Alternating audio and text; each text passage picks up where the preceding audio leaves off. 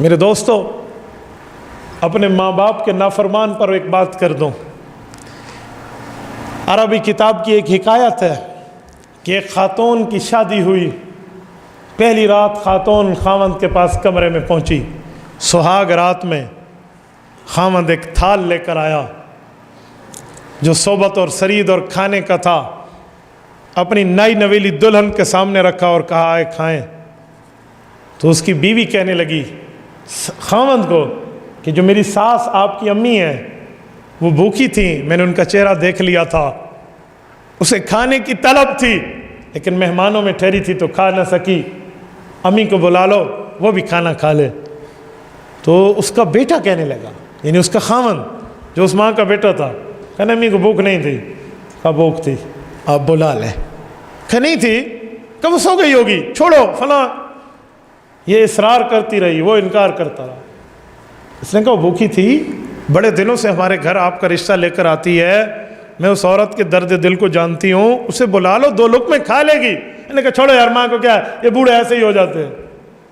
یہ جملہ سننا تھا تو بیوی نے کہا میں اپنے تم کو قدرت نہیں دوں گی، مجھے طلاق چاہیے، مجھے طلاق چاہیے۔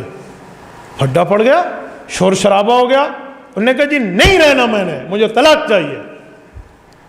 لڑائی ہو گئی، میکے والے آ گئے، اپنی بیٹی کو لے گئے، جرگہ بیٹھا، طلاق ہو گئی۔ اس خاتون کی ایک جگہ شادی ہوئی، اللہ نے اس کو اولاد سے نوازا، بچوں اور بچیوں سے نوازا، ماں باپ کے فرما بردار اولاد سے نوازا۔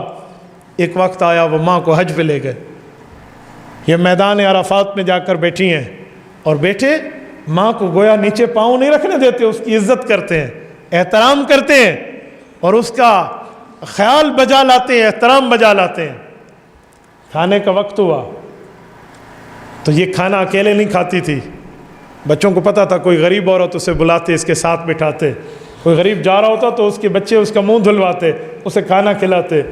اسی اسلام میں ایک شخص کو دیکھا پراگندہ بالوں سے، وہ ایک جگہ لڑکھڑاتا ہوا اور فضول قسم کی حرکات کرتا ہوا آ رہا ہے۔ بچوں نے اسے پکڑا اور اسے کھانا وغیرہ کھلایا، اس کا منہ دھلوایا اور بٹھایا۔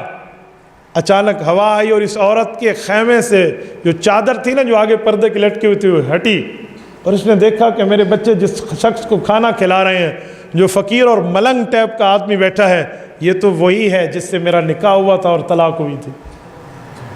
تو حیران ہو گئی، بچوں کو کیسے بلاؤ، کھانا وغیرہ کھا لیا، بلایا، پردے میں اس نے کہا کہ میں آپ کی وہی سابقہ بیوی ہوں جس نے آپ سے طلاق لی تھی، کیا ہوا، آپ کے اوپر کیا گزری؟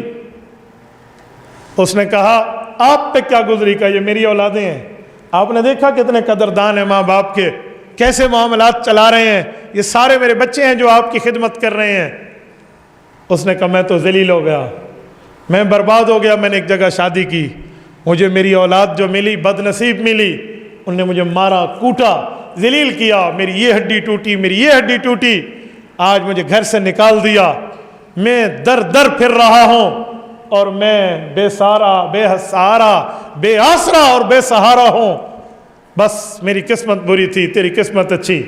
اس خاتون نے کہا ایسی بات نہیں ہے، ماں باپ کو ستانے والا وہ گناہگار ہے جس کی سزا آخرت تو آخرت دنیا میں بھی ملتی ہے۔ میں نے اپنے ماں باپ کی قدر دی تھی، آج اس کا بدلہ دیکھ لے، جو تو نے کیا تھا آج اس کا بدلہ دیکھ لے۔ تو میرے بھائیوں، جو وہ تجربے سے بتا رہے ہوتے ہیں اور اولاد ان کو بوڑھا بوڑھا کہہ کر، اولاد ان کے بڑھاپے کا مذاق اڑا کر ہٹ جاتی ہے، یہ یاد رکھنا وہ اپنا تجربہ دے رہا ہوتا ہے جو سونے سے زیادہ ہمارے لیے قیمتی ہے۔ تبارك الذي نزل الفرقان على عبده ليكون للعالمين نذيرا